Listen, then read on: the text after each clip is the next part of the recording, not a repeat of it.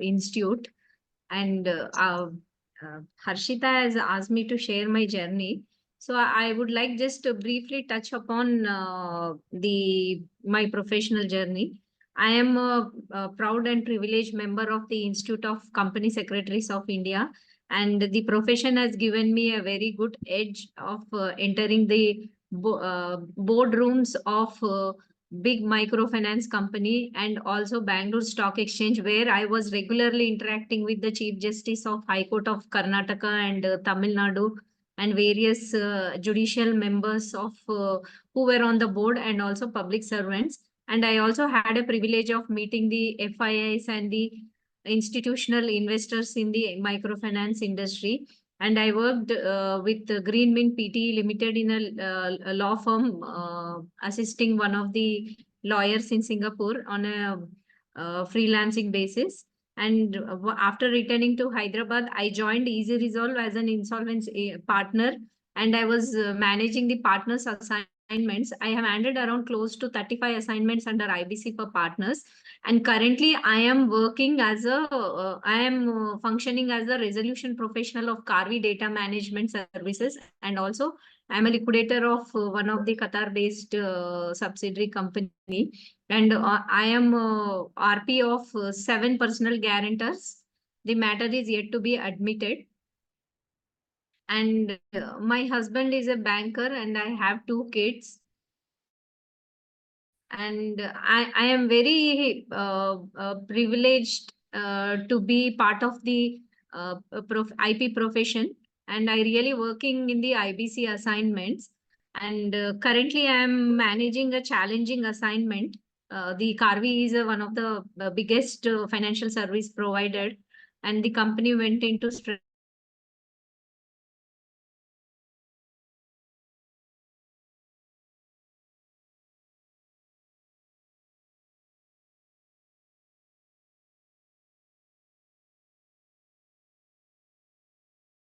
SEBI, NSDL, Proteon.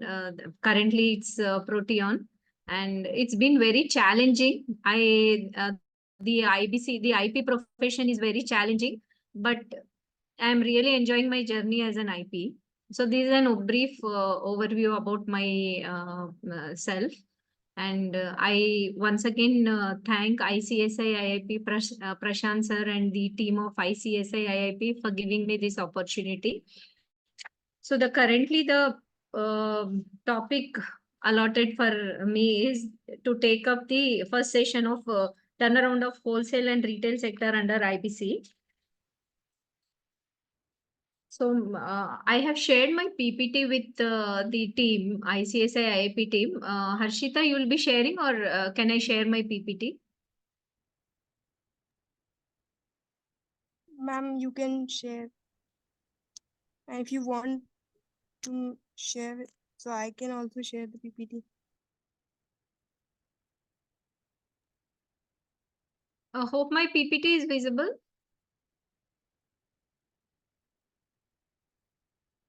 Harshita, my PPT is visible. No, ma'am, your screen is visible, but I think it's loading. Okay.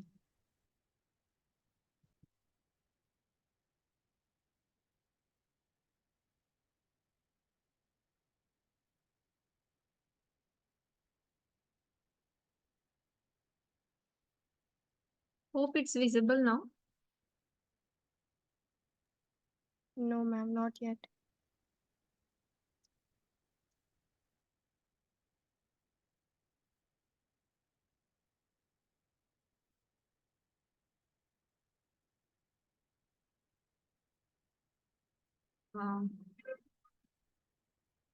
It's visible now. Screen is visible, but I think the PPT is not loading right now. Okay. Harshita, can you share? Okay, ma'am, let me check. I'll share. I have shared to Anjali.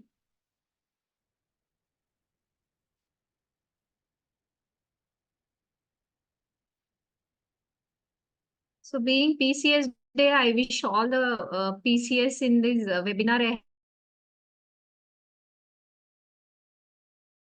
happy PCS Day.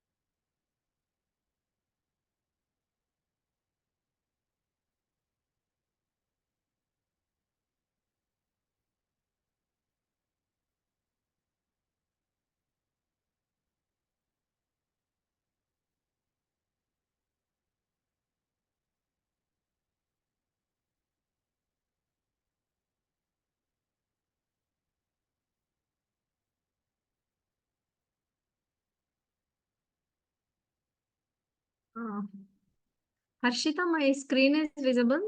Can you see now?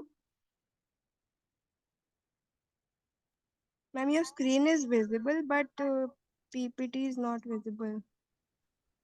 Okay, I'll open from WhatsApp.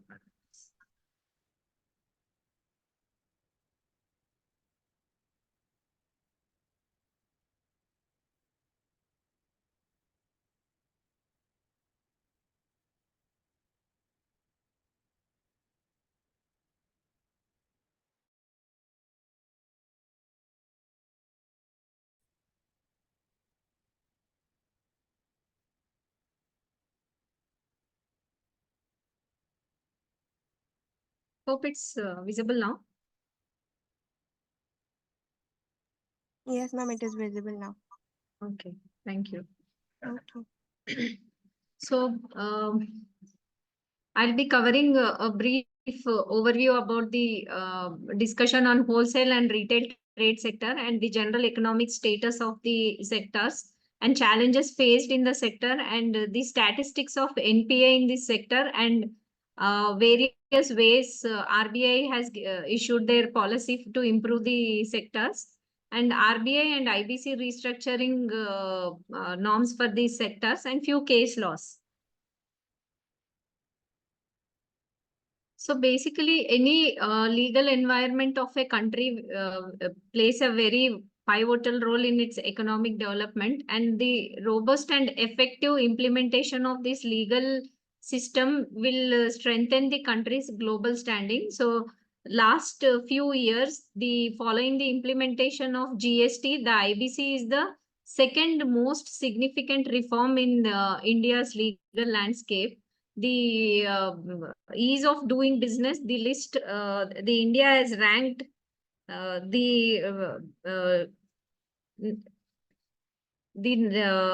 India has ranked from 140 to 60. The ranking for ease of doing business has reduced considerably because of various robust and effective implementation of few uh,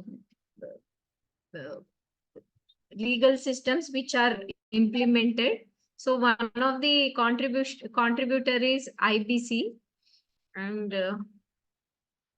coming to the how the wholesale and retail sector in the IBC, I would like to show this small graph we have taken from the IBBI portal. This is a sectoral distribution of CIRP.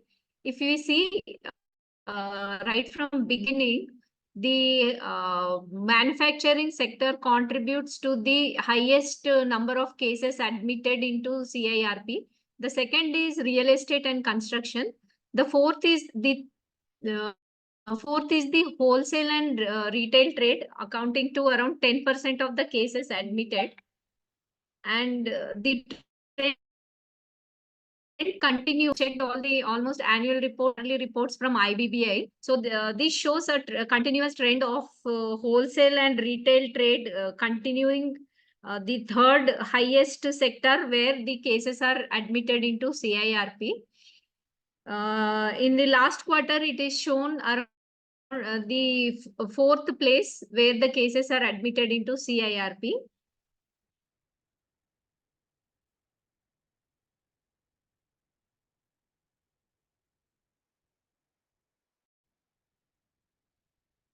So the ease of doing business, for MSMEs, the cases under CRP have increased every quarter. If the quarterly reports, if we see, there have been increase of IBC cases. But however, up to 2020 and 21, the cases which got admitted was highest. And as per the market report, the number of cases belonging to wholesale and retail was around 526 in 2022. And this year, it is close to 700 cases belonging to the wholesale and retail sector. The importance of this trading sector, around out of total 6,571 insolvency cases. As of March, the 10% of the cases, the fourth highest is wholesale and trade sector.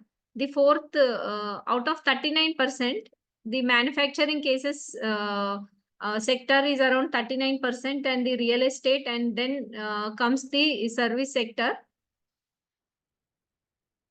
So if we come to the overview of wholesale and retail trade, the wholesale trade is distributing the sale of goods or merchandise to retailers for industrial or commercial or institutional, or for other professional business users, or to the wholesale, even including the trade to wholesalers and related subordinate services. So the retail trade is the market that includes activities for sale of goods or services by a company or wholesaler directly to consumer. So the wholesale is B2B and retail is from B2C. The wholesaler directly, the wholesaler sells directly to the retailer, and the retailer to the consumer, that are usually purchased for personal or family use. For wholesale, it is for commercial use or business use. So retailers can be both retail and as well as institutional. So if we see the overview of wholesale and retail trade sector in India, we have the mostly the wholesale is for non-durable goods, merchants, durable goods, and electronic markets, agents, and brokers. These are the few sectors where wholesalers are covered. And if you come to the retail sector, mostly the sector covers the motor vehicles, parts dealers, food and beverages stores, gas line stations, miscellaneous stores, health and personal care, clothing, accessories, electronics, furniture, supermarkets, hypermarkets, convenience stores, departmental stores, e-commerce, and non-store retailers. These are the few overview of the sectors. The wholesale and retail trade sectors operate in this commercials. So if you see the overview of these sectors, the GDP, the consumption, the 63%, this is contributed for normal GDP, and the key pillars is the main wholesale and retail sector plays very critical role in any economy. This is for reaching the end consumer, and the goods and services reach the end consumer through this sector, wholesale and retail. So the GRDI index shows we are at the second position for the market attractiveness, and we have been a top destination for the retailers worldwide. That's why we see lot of retail stores which have come up in India, and we have seen FDI inflow into this sector. So RBI has in its annual report in 21-22 reported around wholesale sector and retail sector received around $5.1 billion. So being such a lucrative wholesale and trade sector, why the Indian companies fall into stress? There could be many reasons why Indian wholesale and retail sector fall into the stress.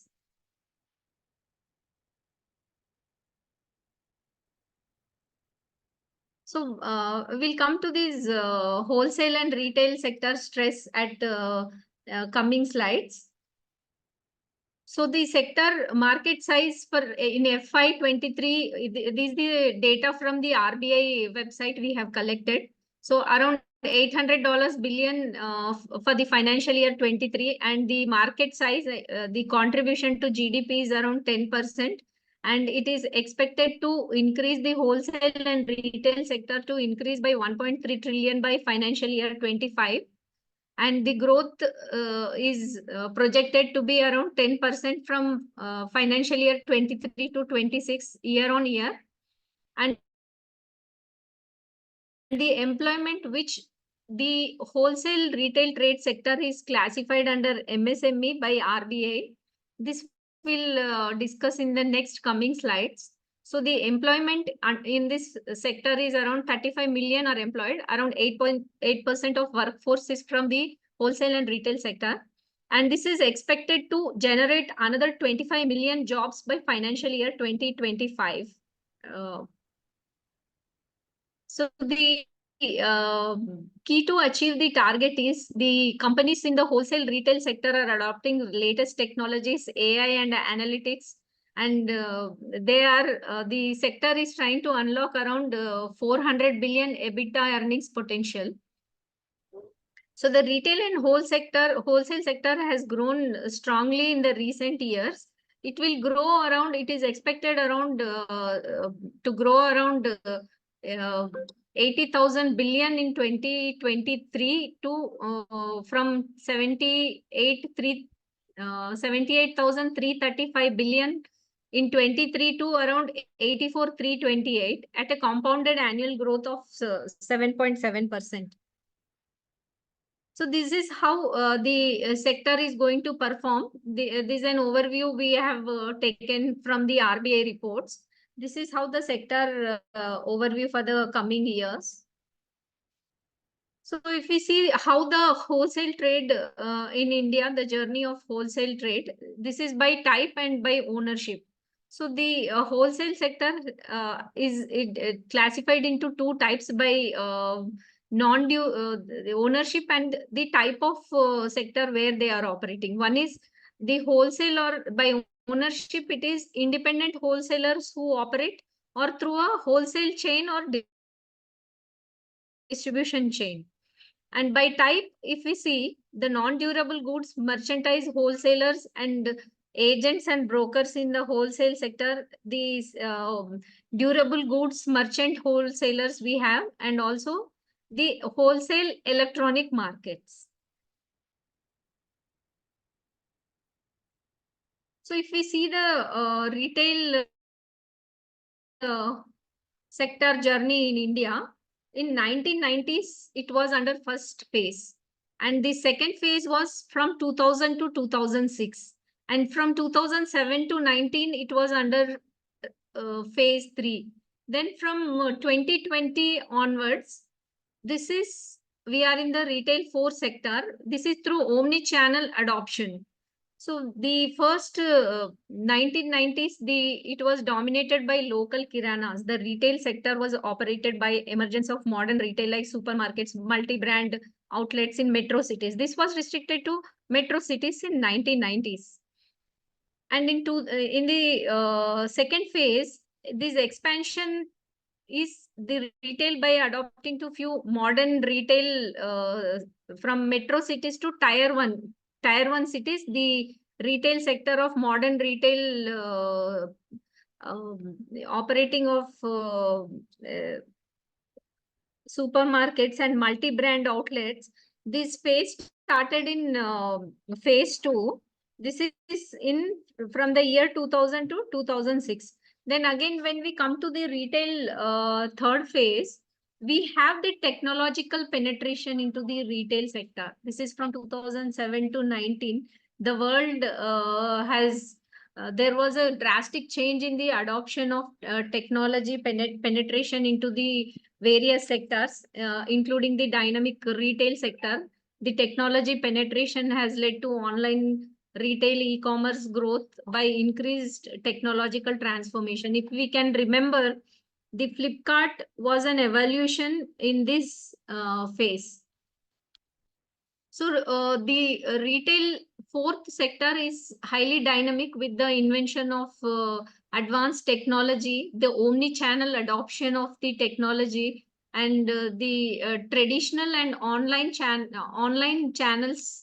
This is because of the digital transformation, digitally enabled ecosystems, the interplay of technology solutions and digital savvy consumers. The retail 4th phase we have entered, and this is direct to consumers. So now reaching the consumers is faster in the phase where we are. This can be directly from the manufacturer to the consumers, or it can be directly from wholesale to consumers or retail to consumers. So anyone has any questions till now, sir? Or I request any members who are also in the managing any CDs under wholesale and retail sector can always share their contributions, sir.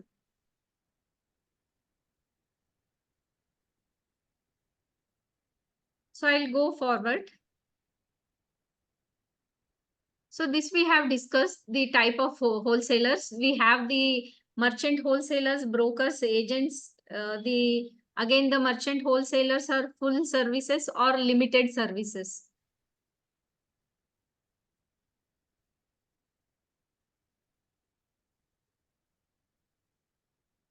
So we can, I have discussed a few overview of wholesale and trade sector, how the wholesale and trade sector has evolved, and how the ये companies are. Group में डाला तो है, group में डाला तो है उज्जवल गुप्ता को। Hello, yes sir. Any question, sir?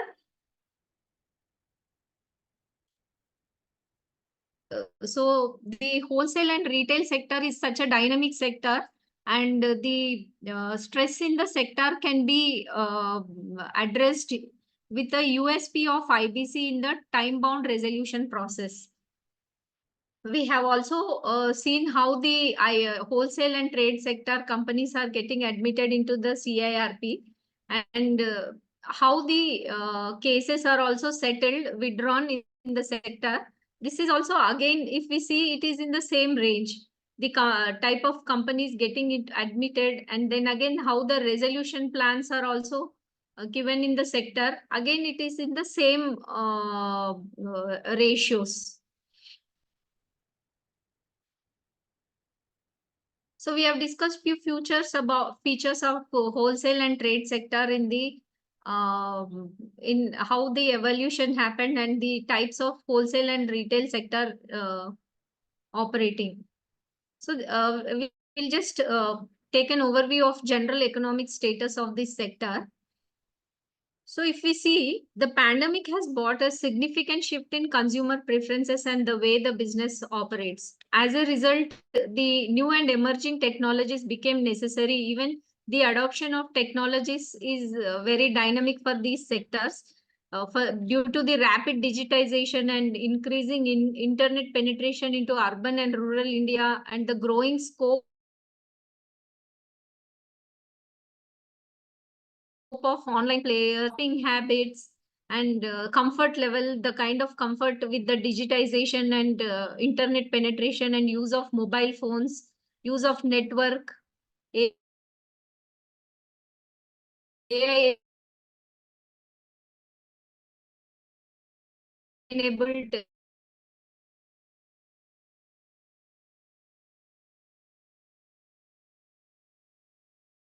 for after post COVID, the kind of lifestyle and the kind of healthy adoption, and also the fitness, the importance of fitness awareness, and the change of dynamic lifestyle living. It has given different kind of lifestyle increase in the products, where the retail sector is also trying to capture this with the change in the social factors. So we see there are certain challenges for these sectors also, like retail, due to reduced consumption. The some sectors have seen some reduction because of people started saving for medicines or behavior of lifestyle changes, and the external factors like government policies and trade war and natural disasters, and some disruptive technologies also is also one of the challenge for this sector. And online deep discounting, if we see, there has been a lot of deep discounting online. The companies give different kind of discount structures. If you see, there will be price disparity between online and offline. So sometimes people prefer online because of the kind of discounts the online portals give. And this is one more challenge is the omni-channel, that is strategy for integrating both offline and online. So if you see multi-channel in the multi-channel retailing, the challenges are inventory across sales channel and demand and supply gaps. These are the few challenges which the retail sector is facing. So some of the business models for the retail sector is, for coffee, beverages, foods, the stores for fashion and cosmetics, auto retailers, and other sectors. So some of the challenges were due to work from home. The COVID affected some of the coffee stores and the food and beverage industry. The sales fell around more than 63%. So, but however, after post COVID, due to open up of the economy, the sector is slowly is picked up now, and with the lifting of work from home, this sector is again getting integrated, and the sales are increasing in this sector. So due to COVID also, the sales of retail stores through offline mode also declined. But however, this has again picked up and increasing rampantly now. Auto retailer also, there is a challenge of due to supply of intense competition for new models or quality condition and continuous improvements in the products and emergence of EV technology. If you see in the other sector, there is a reduction of purchasing power of consumers due to low level of disposal income and impact of low demand for durable products and inflation. Inflation also is affecting the other sector in the retail industry.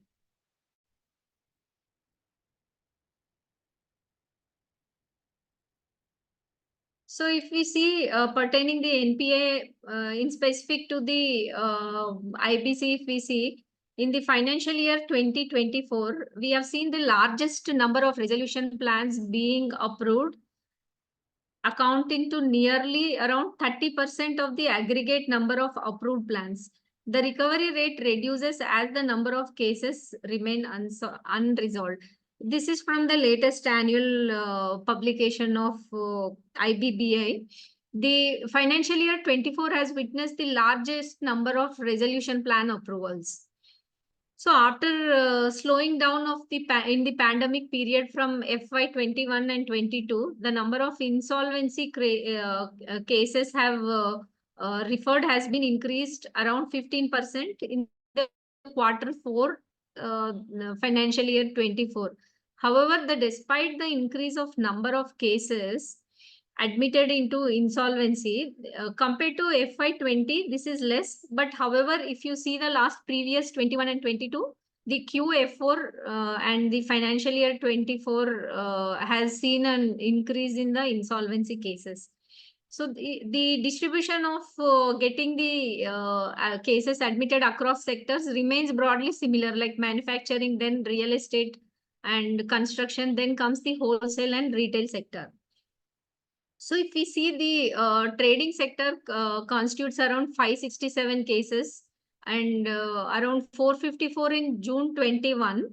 Now the total number of cases admitted is 5,636. Out of this, 10% in the last quarter, the wholesale and trade sector got admitted. So these are just number of cases I've just given. The largest number of CIRPs admitted is from manufacturing. Then the third sector is wholesale and retail. So the timeline taken to complete the CIRP process in wholesale and trade sector is averages around 243 days.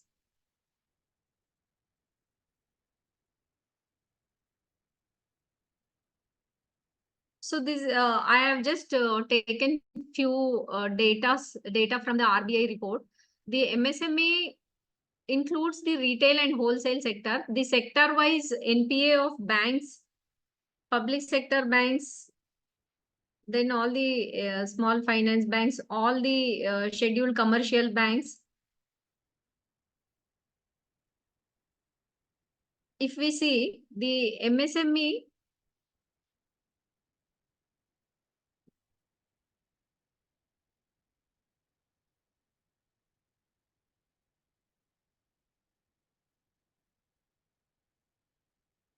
if we see the entire total NPAs, the amount which out of the total 576 crores, the MSME is accounting to around 11.88% of the sector-wise distribution of NPAs.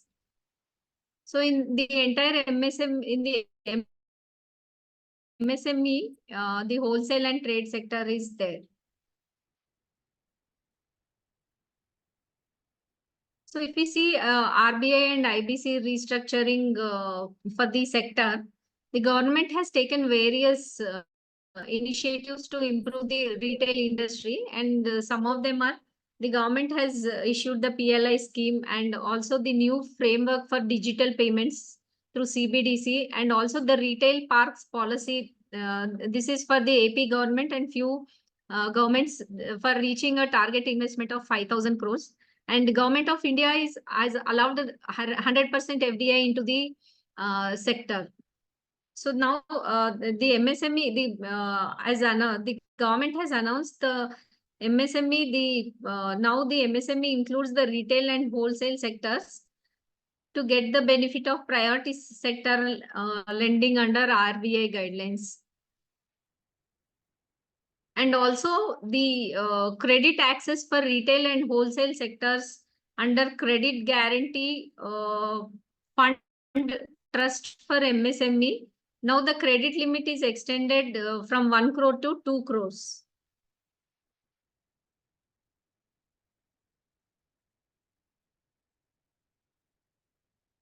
So this is how the RBI restructuring framework started for the wholesale and retail sector. In the early 1970s, that restructuring guidelines were earlier instructions, but it was eventually turned as the guidelines pertaining to restructuring financial aspects for the calamities and financial complications. So the companies which are undergoing financial crisis, if they voluntarily want to go for corporate restructuring, then they are supposed to propose a credit restructuring to the creditors, and such restructuring is only to be done to those enterprises who had taken loan from various creditors, and the amount shall be 100 million or more for to be eligible for corporate restructuring. This was in 1970s. In case where enterprise is a bank or any other financial institution, the restructuring,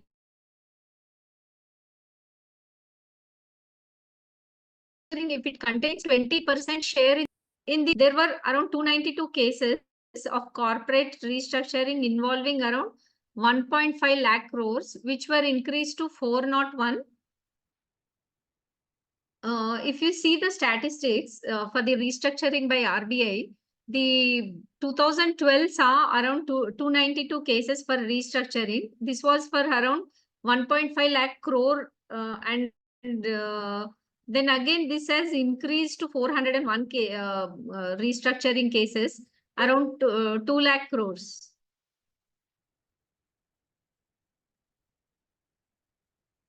Then if we see the latest RBI circular in 2019, the restructuring is defined to include modification of terms for rollover of credit facilities, additional credit facilities, or release of additional funds for curing of default and enhancement of credit limits, and also compromise and settlements for not exceeding 3 months.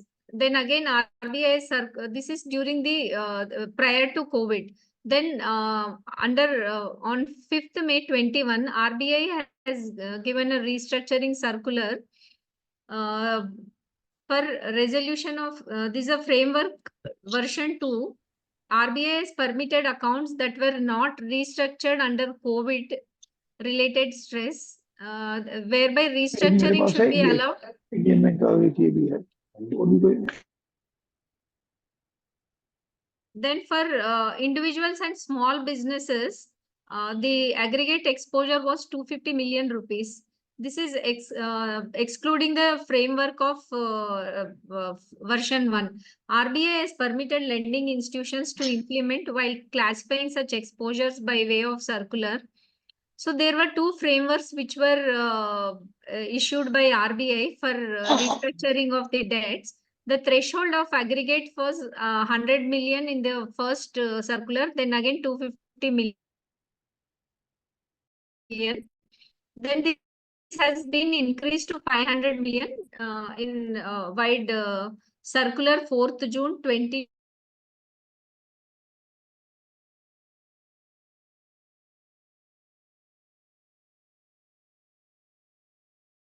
restructuring were not usually not successful.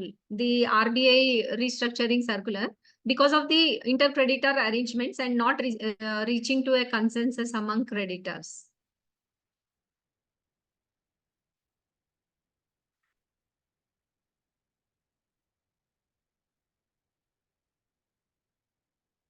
Then if we see some of the restructuring frameworks, one is informal and bilateral workouts. So parties in this sector may engage in an out of court or informal workout through bilateral arrangement between the creditors and the debtors. This allows the parties to flexibly go with the terms and conditions of restructuring without any judicial intervention.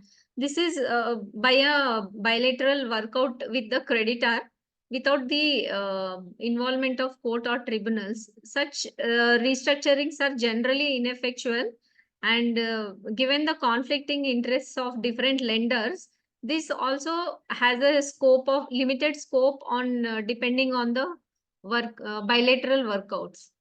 The other one of restructuring is scheme of arrangement under Companies Act. This debtor or company can seek to enter a compromise arrangement with the shareholders or creditors of any class. So this form of restructuring requires around 3/4 of creditors in value to be present and vote. So this is purely debtor driven and the court driven process. Further, RBI also permitted one-time restructuring of the loans amid COVID. Here, just want to highlight that the banks have made huge investments in the retail sector, and if the sector struggles to get back, then a significant portion of that investment could turn into NPA. So the banks have seen few restructuring of loans in the retail sector for this COVID period.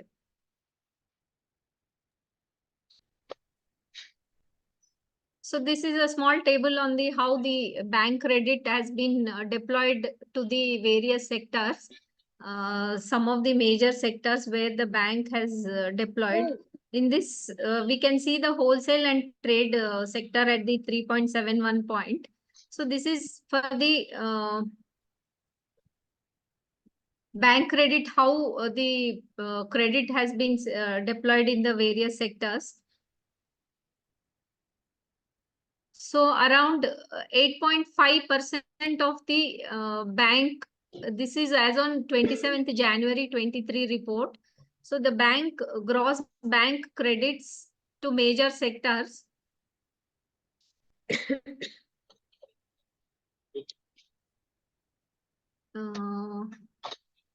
See, if we can see the large MSME sectors, it is around 9.9, and for service sector, it is around 15%. And if you see the retail sector, retail, wholesale and trade sector, it is around 8.5. So a significant portion of bank credit is in the wholesale and trade sector.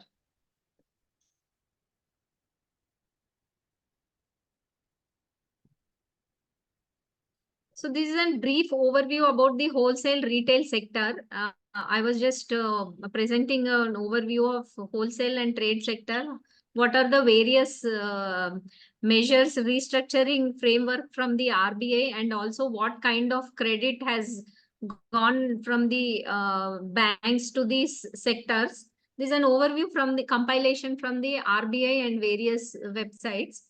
So we'll just discuss about the IBC restructuring framework. So here, if we see the minimum threshold for a company to get into for filing an application is raised from 1 lakh to 1 crore.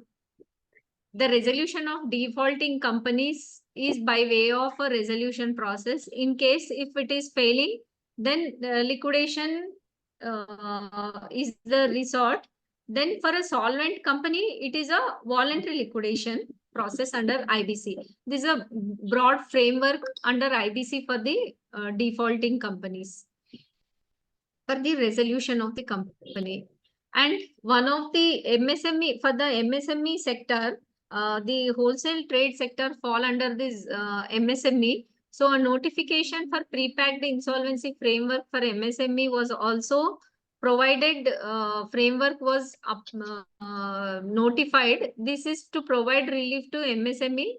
But as of now, this did not kick off because of the creditors' confidence in this process, and there is no much progress in the admission of the cases under prepack. Only 4 to 5 cases are being dealt in the NCLT. In one of the case, the resolution plan is approved. So here, the restructuring is through filing an IA against the defaulting company. Any financial creditor under Section 7 can file an application against the defaulting company, CD, corporate debtor, or an operational creditor under Section 9. And even the company under Section 10 for the default of the debts of the corporate debtor may file an application and initiate a CIRP process against the defaulting company.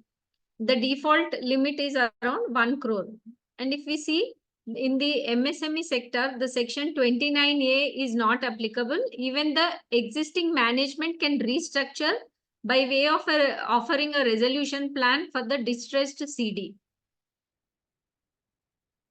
So IBC is one of the effective mechanism in bringing resolution for the distressed CD, and the resolution of the CD and the recovery through the creditors is also at the USP of IBC. So the main USP of IBC for restructuring of the debt is the time-bound process. Earlier, the time taken for the resolution or the just 2 minutes, sir. I'll just take one call.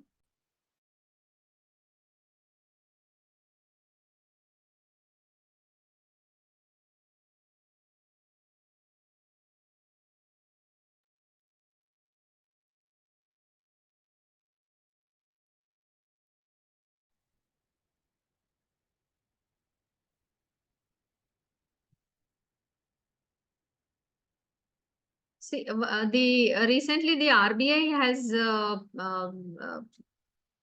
in its report mentioned that RBI believes that IBC is probably a mechanism for creditors to recover their dues, and is probably not is the best mechanism for creditors to recover their dues, and said the right way to look at effectiveness would be to compare the resolution value to the liquidation value, not to the total loans.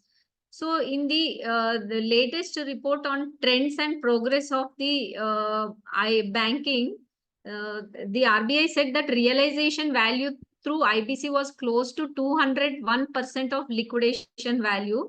This is again plowing back a credit to the economy, to the market.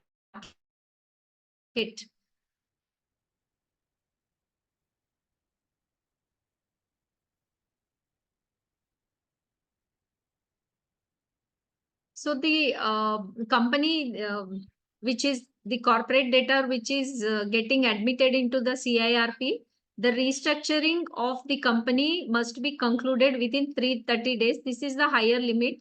The CRP need to be concluded within 180 days period.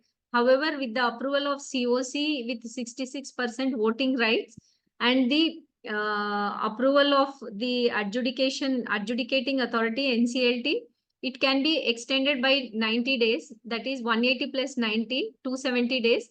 However, in certain cases where there may be legal issues or due to some process delay due to some stakeholders filing the IAs and to delay the process, in case any ED or any other statutory authority files any applications in the process, or due to unforeseen issues in the process may get delayed. But however, the highest period within which the resolution process should get concluded is within 330 days. And NCLT may grant a period not exceeding 330 days, and the time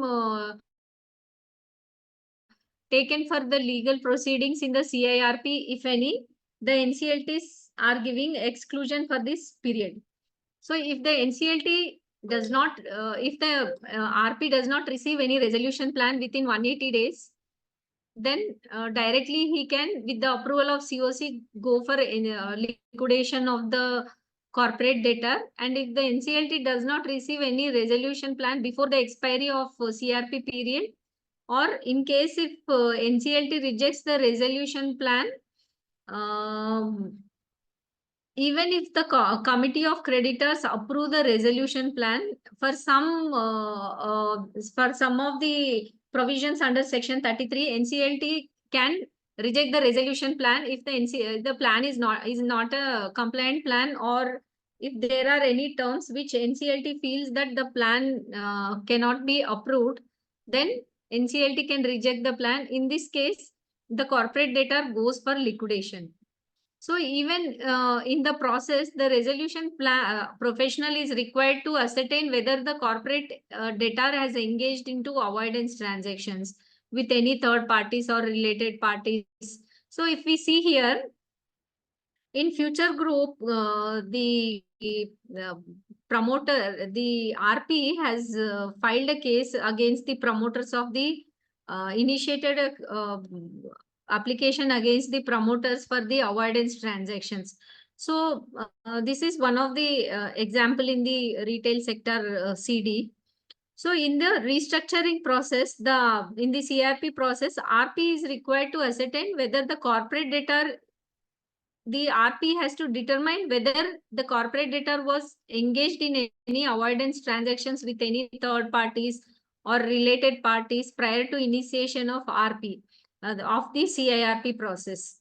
So here, preferential transactions, extortionate transactions, undervalued transactions, there is a look back period of 2 years. But however, fraudulent transactions, there is no look back period, because as once it is a fraud, is always a fraud.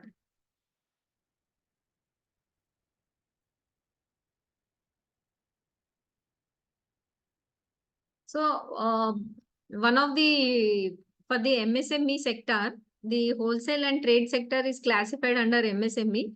So the government has implemented a PIRP scheme in 2021 for resolving the stress in MSME. Here the default amount range is from 10 lakh to 1 crore. The CIRP of a CD in the earlier companies were usually the section 7, 9, 10 applications where the financial creditor, operational creditor, or the corporate debtor by themselves are filing the cases.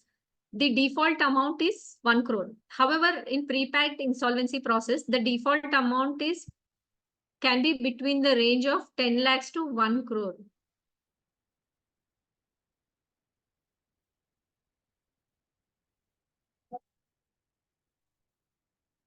So here the RBI commented on the future roadmap for the resolution of stressed assets under adopt, and it said that the response towards PIRP seems to be relatively muted because of the hesitancy on the part of the financial creditors. There are two parties in the pre-pack insolvency. One is the promoter of the MSME and the financial creditors. So there is it's a non-starter at the financial creditors level. There is a hesitancy among the financial creditors in approving the proposals under this mechanism, where the haircut has to be perceived voluntarily, because the financial creditors have to perceive the haircut voluntarily, because the the proposal comes prior to going before the NCLT. Here, the PIRP is a discretion, pre-pack insolvency is a discretionary nature for settlement of terms, where public sector undertakings are reluctant to agree to the terms, which could again later lead to personal questions against the officers. See, basically, if we see the corporate insolvency resolution process, the process is run by a court, by the RP and the COC in its commercial wisdom takes the decision in approving or rejecting the resolution plan or recommending for the liquidation. But however, in the pre-pack insolvency, it is again the discretionary nature of the settlement terms by the creditor. So here, the public sector undertaking officers, whoever are involved in this, there may be a personal questions on the settlement terms, and they are worried about the audit queries in the future again for the uh, terms which are settled between the proposed by the promoters and the creditor. Again, this is a non-starter from the promoters, and there is a the promoter hopes for the revival. This is a pre-pack is a debtor in control, whereas CIRP is the creditor in control. So the promoter, the MSME promoter, although hopes for revival, but again they have a tendency of market stigma of avoiding the embarrassment of a bankruptcy tag against their name. So this can be a game changer for affecting turnarounds, but there are few takers only. Although the PIRP is a promoter driven, and the restructuring happens with the promoter and the creditor actively involving. Here the pre-pack benefits are it can reduce the litigation risk, and the systematic changes are not there because the CD is again under the control of the promoter. But however, the pre-pack insolvency has not kicked in. There is a necessity of bringing awareness among the promoters about the process.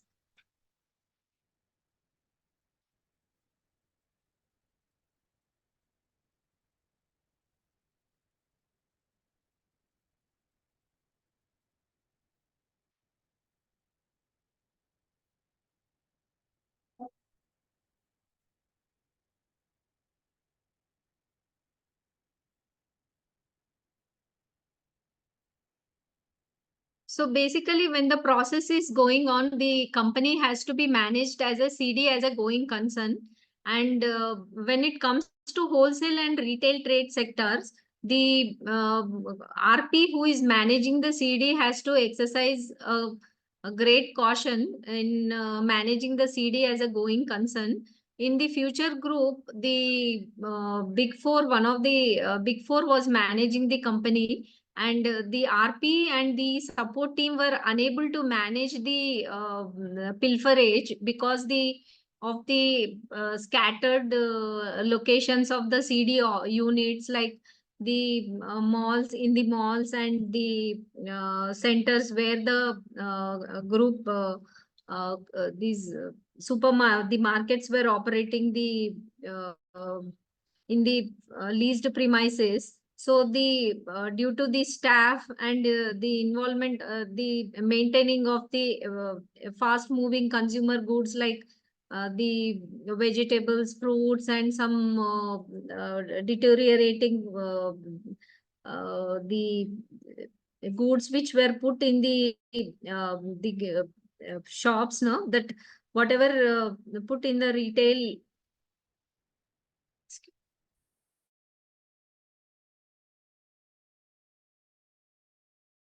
So the retail in the supermarkets, whatever are put in the outlets, where the RP and the team were unable to manage because the staff were regularly adhering to the pilferage of the stocks, and they were unable to replace the goods, and they were unable to cater to they were unable to manage the units properly. So because of which majority of the future group retail outlets were closed. So going concern managing CDs in the wholesale and retail sector has to be carefully managed by CD. In one of the IP, they were sharing their practical experience. So the company was into the sugar manufacturing and the molasses which was stored in the unit. Because the takeover of the company, once the NCLT gets admitted into the CIRP, the raw material which is there in the CD has to be maintained properly. So once the RP is the appointed RP from takeover of the company from the CD, that whatever that during that interim period, the material, the goods and which were saved, which were stored in the CD were almost like deteriorated, and the RP was unable to take over, and the most of the stock which was in the units were almost like spoiled, and the staff who were managing the units, the at the outlets, they were not attending to the uh, CD properly, because once the company gets into NCLT, the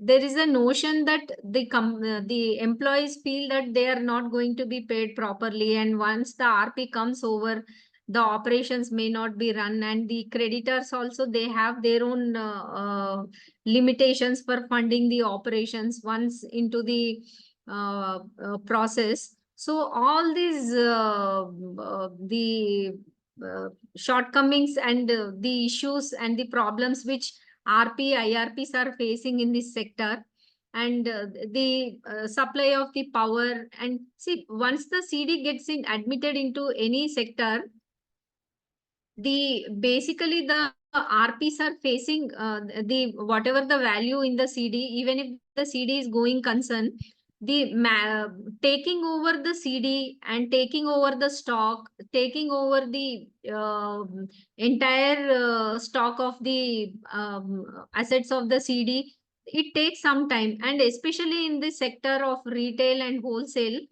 RP has to exercise a caution. Even in spite of exercising a lot of caution, many of the RPs who are appointed in this sector are facing huge challenges and difficulties.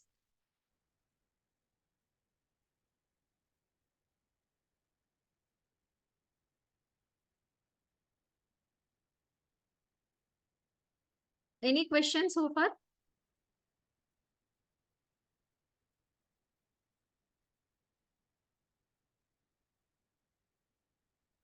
Any questions, sir?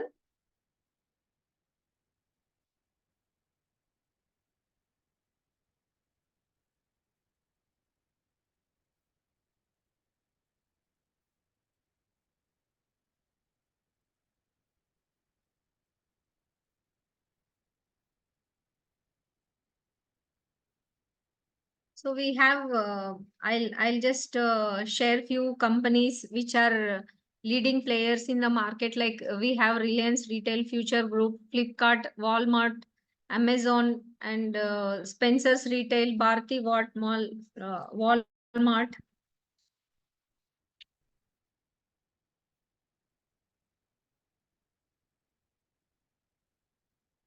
So, however, even the wholesale and retail sectors are adopting a robust and integrated strategy for data analytics and management of CD.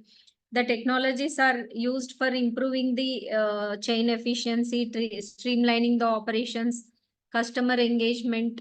But in spite of that, when the companies are getting admitted into CIRP, the swift uh,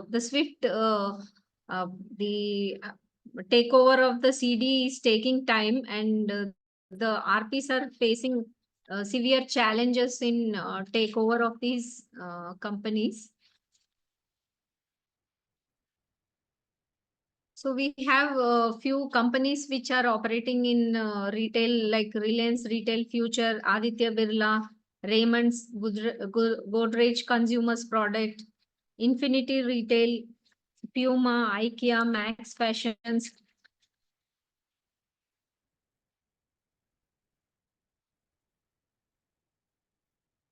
So RPs who are appointed in the retail and wholesale sector, or wherever there is an FMCG companies involved, the RPs have to take over the CD immediately, but taking over assets across various locations is time consuming. However, RPs are doing a very are facing challenges if the CD is across various locations. So RPs they are appointing their support services or agencies.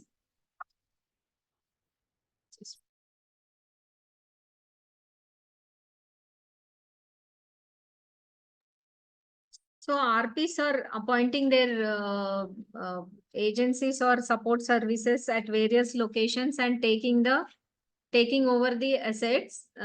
Even the RPs, in spite of not having experience or challenging situations in taking over such CDs, the uh, operational issues crop up, and however, but IBC provides for a mechanism of RPs taking the experts or professionals. So RPs can appoint professionals in the sector and take the support from the professionals in the sector for taking over the assets.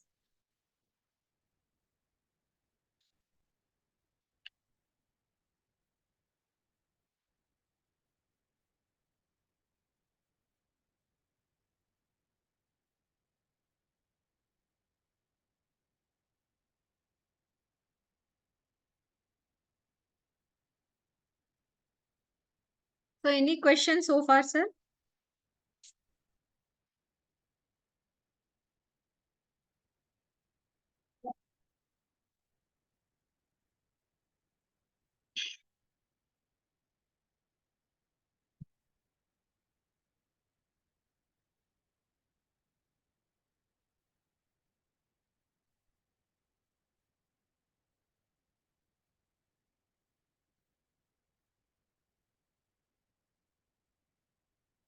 So each sector in IBC in each sector has their number of days taken to complete the process. So if you see the construction industry takes more than 300 days, and the electricity companies take around 197 days to complete the process and conclude on the CIRP process. So the companies under service industries are getting service or manufacturing industries. They are taking time because of the suits and even the sector dynamics.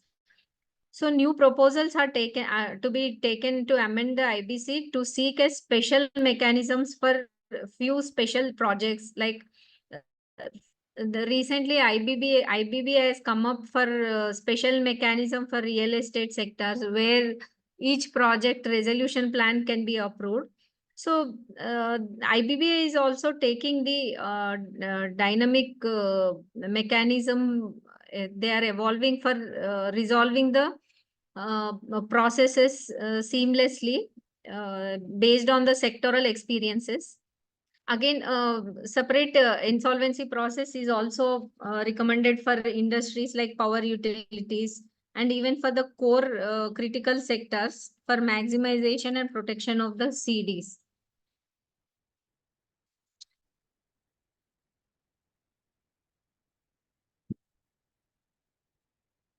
So if we can see, we have discussed on the wholesale retail sector, how the market size in India, and how India is ranked number 2 in GRD index for performance in wholesale and retail sectors. And as the sector contributes nearly 10% of the GDP, and also it is going to project more than 1.3 trillion in the coming years, the stress is also highest in these sectors. If the companies are not adopting to the latest technologies and advanced analytics and AIs, and not transforming or adopting to the processes rapidly, then there is a chance of high stress in this company, in these sectors. So company in the skill set by the employees, the dynamic skill set change, and the reskilling of the workforce, there are the few challenges which the companies in this sector has to adopt.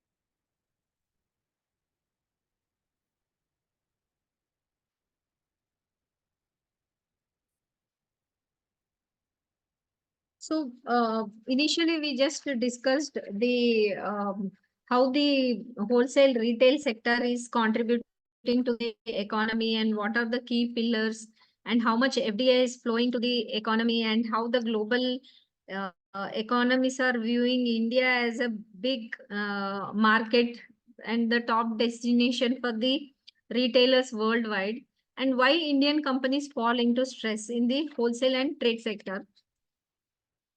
There could be a there are few reasons which why the Indian companies fall into stress for the wholesale and retail sector. This is due to not adopting to the changing technologies, or there could be not they are not adopting to the multi-channel demand supply gaps, and also the due to external factors, due to internal factors, and also change in the policies.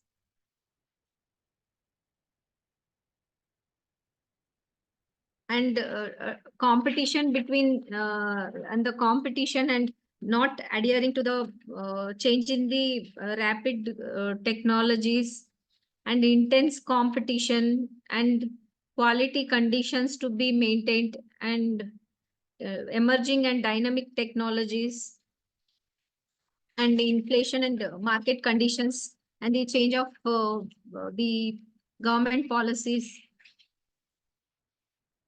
So one of the challenges in the IBC restructuring is the resolution of the CD.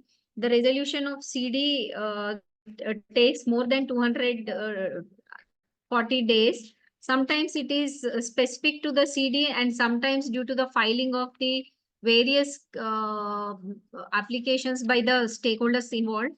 And sometimes the bench, the NCLT is the non-availability of the bench, or piling up of the frivolous IAs. The CDs are the resolution process is taking time.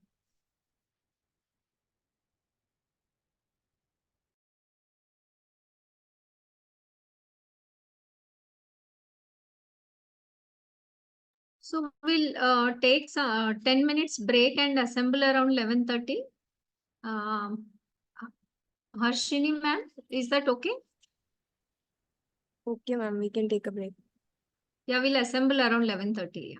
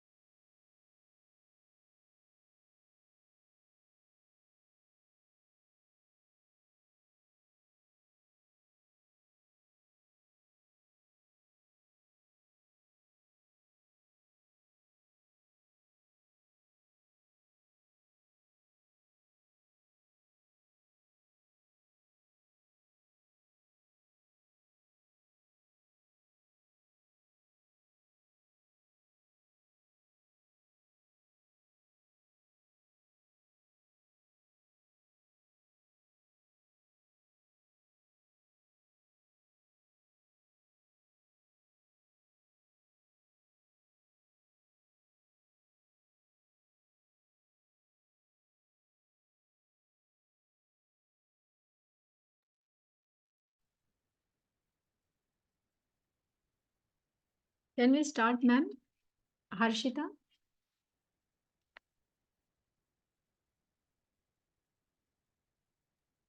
Yes, ma'am, we can start. Yeah.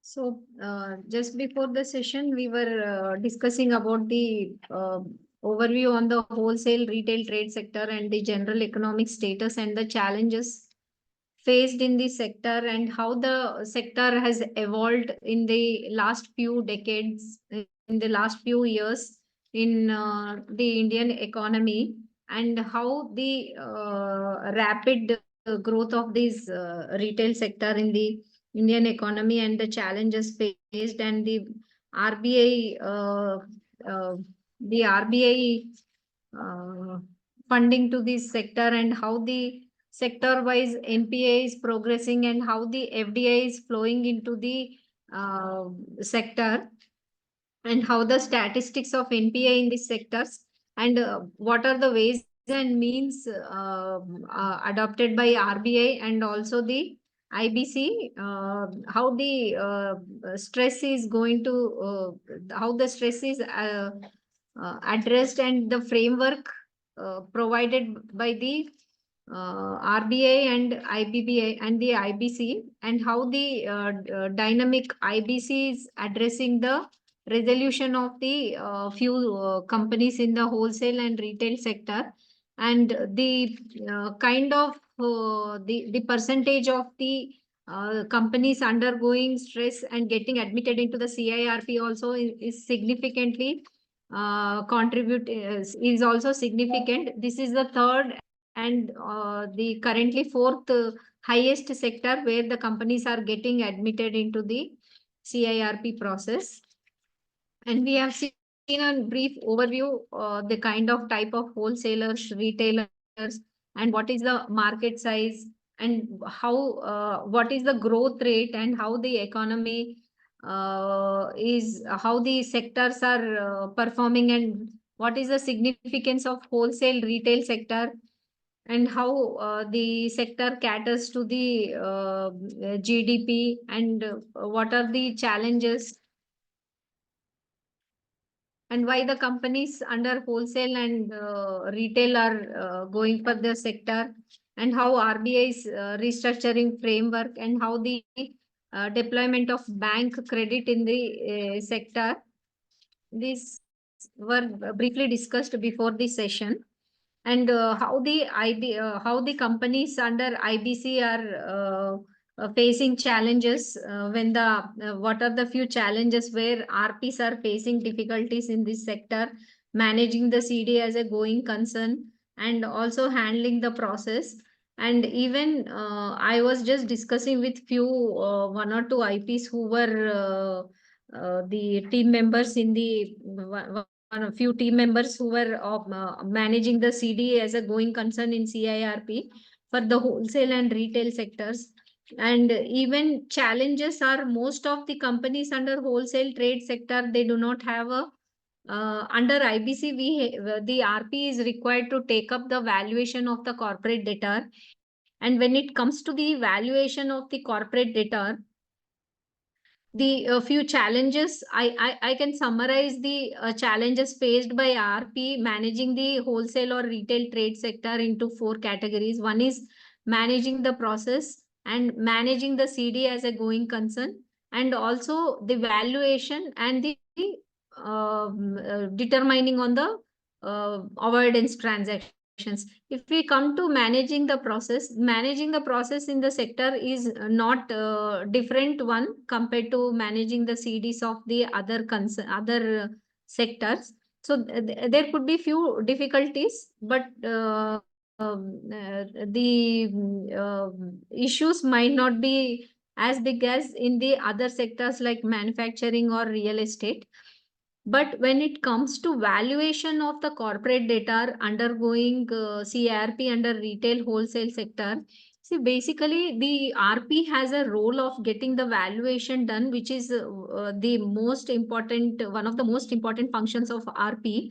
See, I am a RP of a company which is into service industry. So the company do not have any fixed assets. Like in IBC, we have three categories of assets where the RP need to get the valuation done. One is the land and buildings. The other one is the security and financial assets, and the plant and machinery. So when it comes to the valuation of land and buildings, there might not be many challenges, many difficulties for the RPs, except for the land title documents and the few documents which may be challenges in few CDs. Otherwise, the creditors will be able to provide the documents.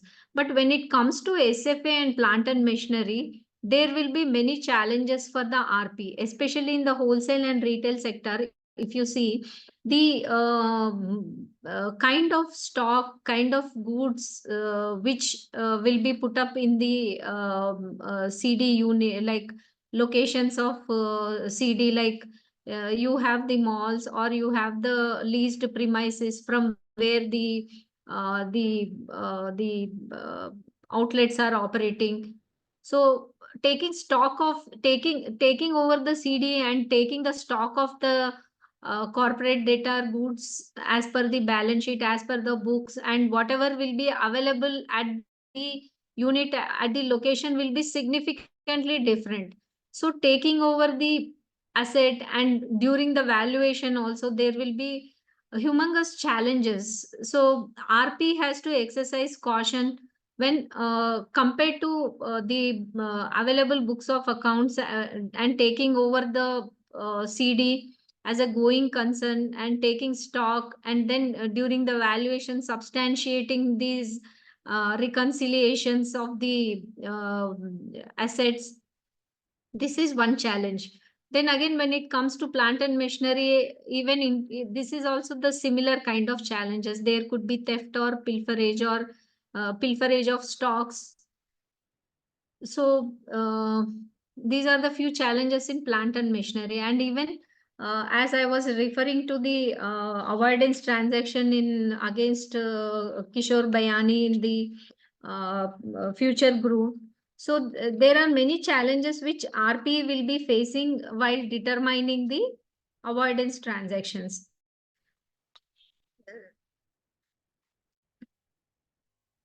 And coming to the case laws, I would like to discuss a few case laws in this sector. So if we see the biggest case which was admitted is future coupons, future retail, future supply chain solutions, future enterprises, future lifestyle fashions limited. These are the few highest contributing retail sector companies which are under CRP process. So a few case laws in the sector, like we have one case law. I'll just share the screen.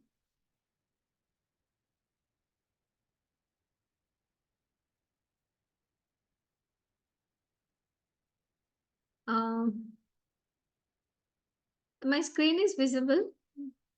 Harshita ma'am. Yes, ma'am, it is visible.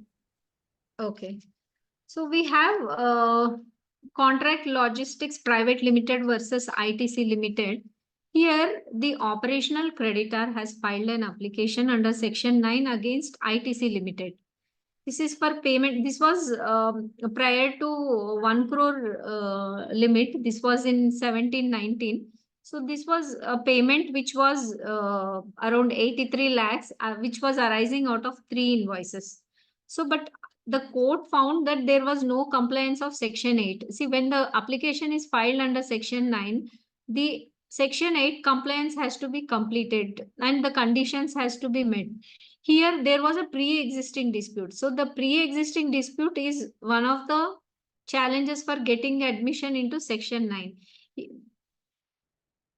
So here the NCLT found that there was no compliance of Section 8 because there was a pre-existing dispute, because there was a clear correspondence between the contract logistics and ITC through email, and there were complaints filed by ITC against the operational creditor for deficiency of services provided. And the dispute is reflected even in the demand notice. See, when contract logistics issued the demand notice, they have clearly indicated about the existence of dispute. So based on this, the section 9 application was not admitted because of non-compliance of section 8. So when it comes for the retail or wholesale sector, the condition for getting the CD admitted into the CIRP, the IPs has to ensure that when filing an application as an insolvency professional, in case if the case is filed by the IP, the IPs have to ensure that the section 8 compliances are met. If there is a pre-existing dispute between the creditor and the applicant, then the application will not get admitted. And even in the case of Bizarba India Private Limited versus Cecil Retail Management, here the Section 9 petition was filed by operational creditor. Both the companies were operating in the retail trade industry. Here, the operational creditor has installed some retail scale machines at corporate debtor unit. And as per the agreement in 2015, even there was an MOU between both the companies for running an account which was maintained by operational creditor for the payments to be made to by the corporate debtor. So here the tribunal admitted the application because of the evidences which were produced before them. That is, there was an invoice and even the demand notice was raised, and the financial transactions between the companies and the bank statements which has clearly indicated the default. So section 9 application was admitted and the moratorium was issued. So when the companies under wholesale or retail sector, the basic condition which has to qualify is there should be existence of proper evidences for substantiating the admission, for substantiating the admission, that is the existence of default and the demand notice to be issued, and there should not be any pre-existing dispute. And currently there is one more compliance that IU, the debt has to be, default has to be registered with the information utility. In one of our case, we have filed a section 9 application under NCLT Bangalore, and it was lying for admission for more than 9 months, and it has come up for deficiency, and the deficiency was not clearly indicated in the report which was shared to the applicant, wherein it was mentioned the deficiency was for 2 conditions. But when we went and met the registry, then we came to know that even the debt of the OCs has to be filed with the IU, information utility.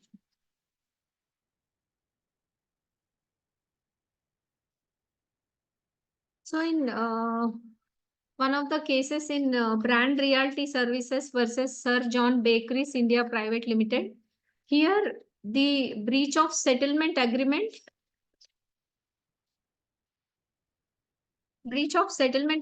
would not be an operational debt, and the IBC cannot be taken for a debt recovery forum. Here there was a breach of settlement agreement.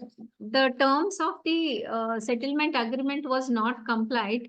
So the tribunal has held that if there are any breach of settlement agreements, it will not tantamount to an operational debt, and the recourse available under IBC cannot be invoked for admission of the company into CIRP. So if we see the few case laws in the sector, the future retail was admitted by NCLT Mumbai in July 22, and the Section 7 application was filed by Bank of India for initiating CIRP process. Still, the company is under CIRP process.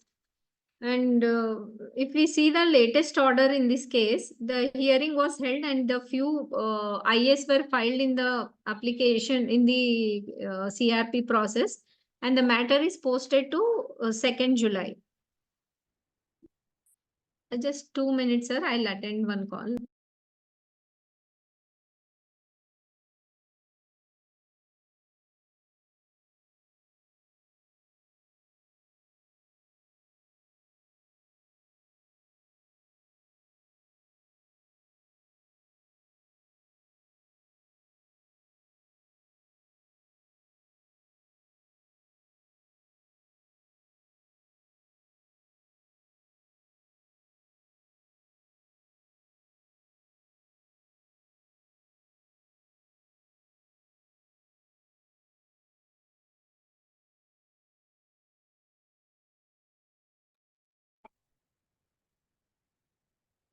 Yeah, sorry.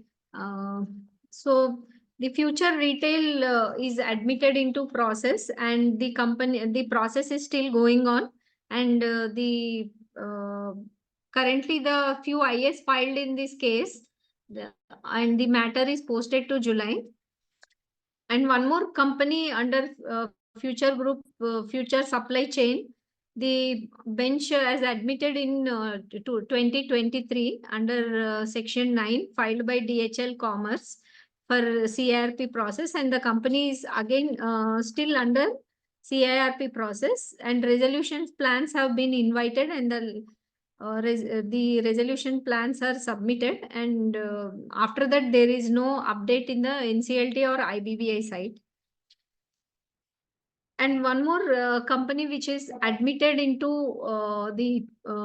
in the sector future enterprises.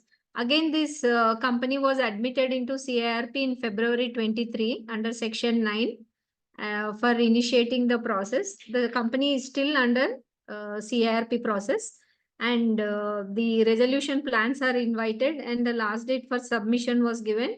And here also there is no update in the NCLT or IBBI site in this process.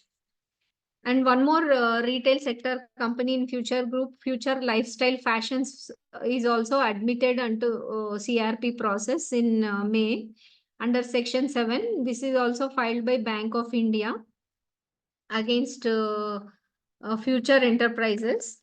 And the adjudicating authority here have extended the CRP period, and few IS are filed here. And the matter is also again, there are again few IS filed in this CRP process. The matters are posted to June 24.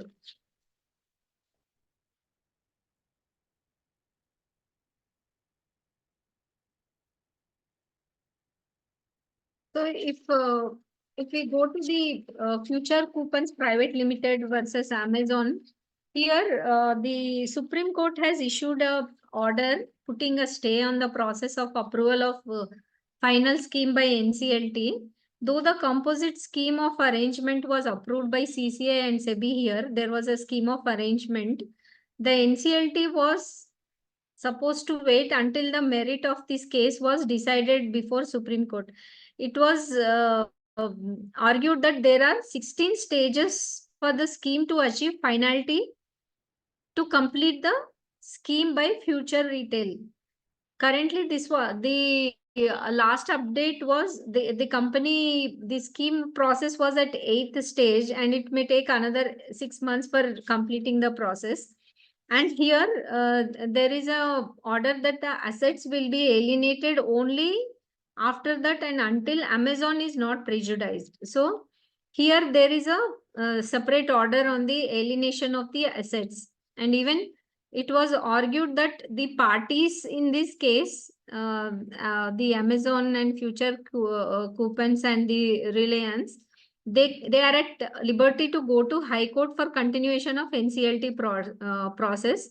And here the court has held that the delay will cause more expenses to pile up because the sector, the kind of goods and services they are providing, and the kind of CD structure and the kind of maintenance and the expenses which they are going to incur will pile up, and again this will again cause a insolvency, and again the agreement between there is an agreement between Future Retail and Reliance to manage the company for during this process. So if the company is unable to complete these stages, then the company may go again into distress, and the going concern CD will again have a huge hampering for the CD to revive.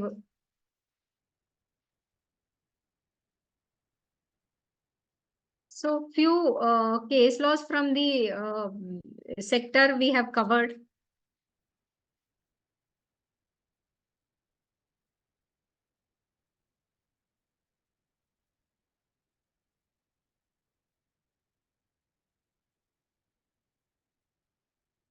So to jump, just to sum up on the presentation, we have discussed uh, uh, the dynamics of the sector, wholesale and retail sector, and the how the sector is impacted due to the various factors, and how the company's framework of restructuring is provided under RBI policy, and also IBC, how the sectoral distribution of the stressed assets resolved under IBC, and what are the factors contributing for stress in wholesale and retail sector, and what are the challenges faced by the RPs in resolving the wholesale retail sector CIRP or liquidation processes. So just to summarize the few challenges faced by the RPs in the CIRP process we have discussed, and there are challenges which are in the liquidation process. So when we come for the voluntary for the stressed assets, insolvent companies, we have CIRP on liquidation. For the solvent companies, we have a way of voluntary liquidation.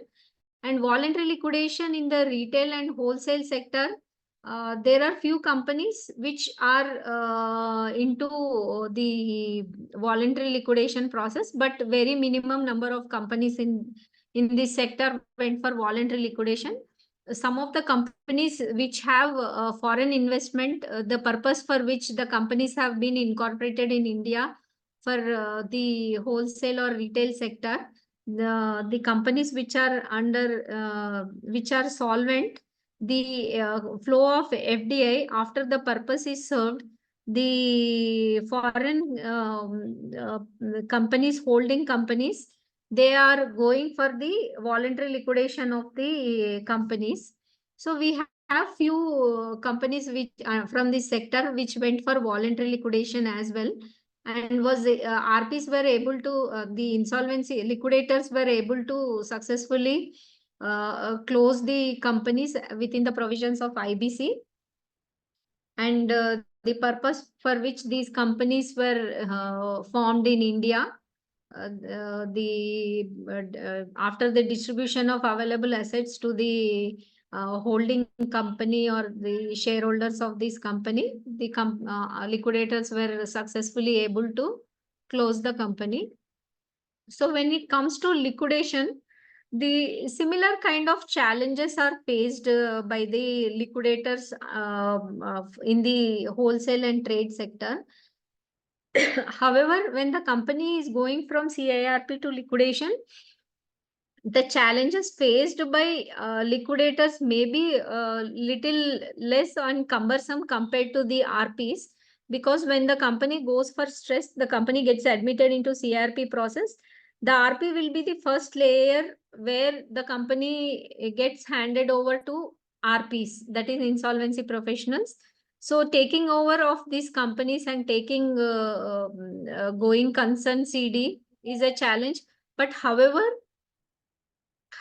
once the company goes from resolution process to liquidation, there could be very less challenges for liquidator.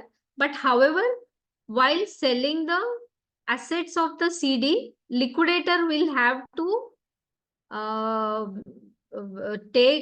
prepare the liquidation estate. When the liquidator is preparing the liquidation estate, there the liquidator will be facing the challenges for forming the liquidation estate. See, if you see this, if we see this sectoral distribution, then again the company is going for commencement of liquidation.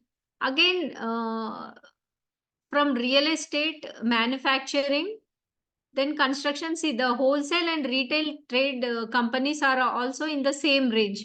Companies which are getting resolved in wholesale and retail trade are little less compared to liquidation. So the companies going for liquidation in this sector is little high, and the challenges faced by liquidator also will be on the higher side. When it comes to the liquidator, the classification of assets and going for e-auction and bringing the assets into the liquidation estate, and making a e-auction process document, in that bringing the assets, then again having the onerous assets and not readily realizable assets. There could be certain not readily realizable assets in this sector, and having a process for these assets, including NRRs, maybe a few challenges which RPs might be facing.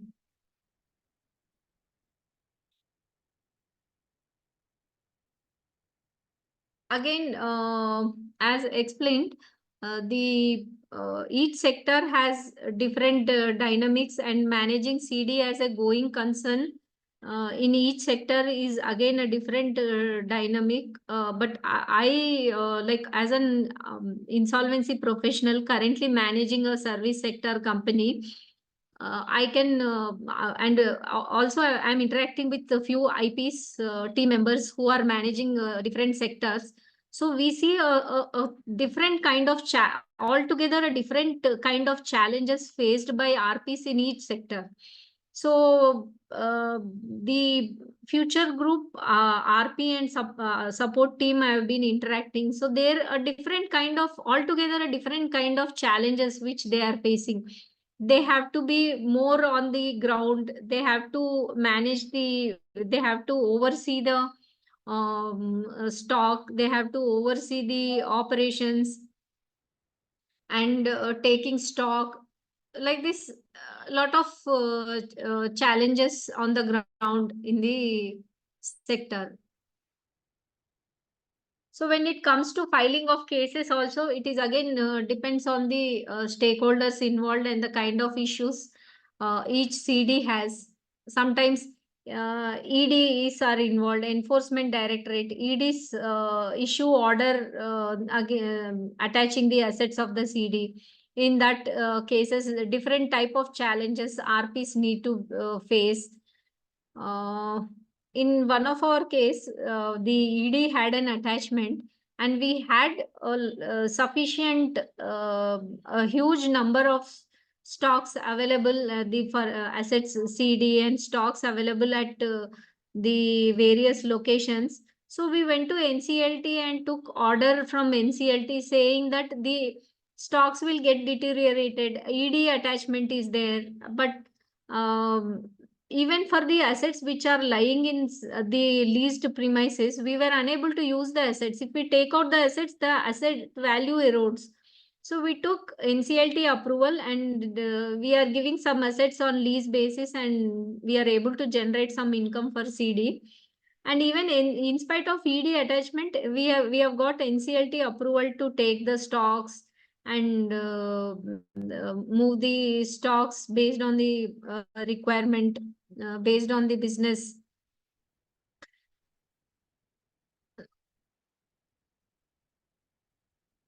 So I've covered, basically I just want to inform the participants, all the members who are attending. I just covered the overview of the sector and the few dynamic of the sector and few case laws and what is the practical experiences from the IPs in the sector. I tried to summarize on few aspects. So any other IPs, any other participants have anything to contribute here, they can just join here. Any questions?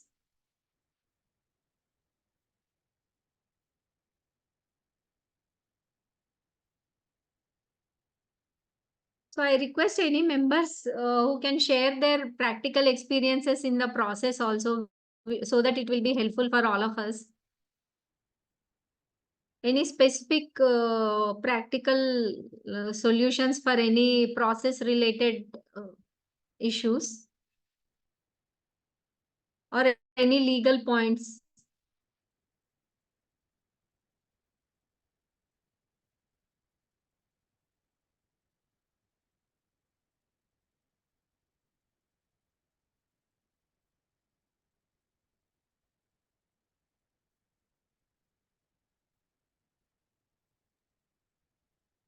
So any questions, sir, so far?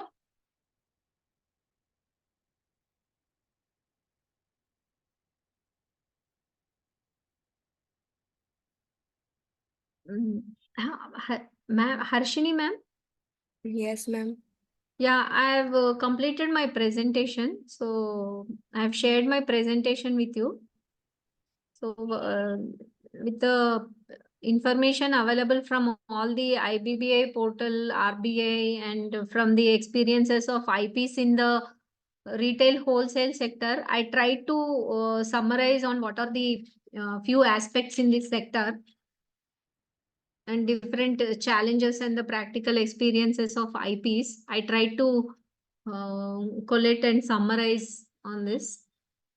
This is what is my presentation. It can be shared. And any other members have any questions or any thing you want to add on, anything which can be helpful for other participants in the CRP process? They can share.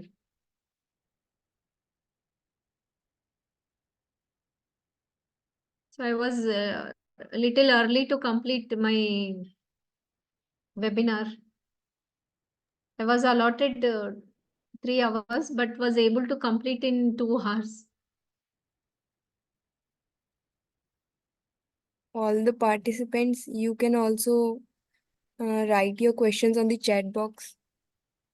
And if there is no questions, we can wind up.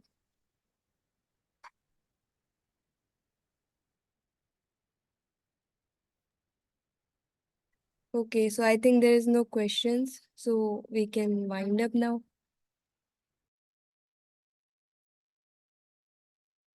Okay, when the second session starts, ma'am? Second session will be at 2 p.m. Okay. Okay, ma'am. Yeah, Thank thank so you. much. Thank you for the very much for your presentation. patience hearing. And thank you ICSI IIP once again. And thank you, ma'am, for presenting this session and expressing your views and making this session knowledgeable. Thank you so much. My pleasure.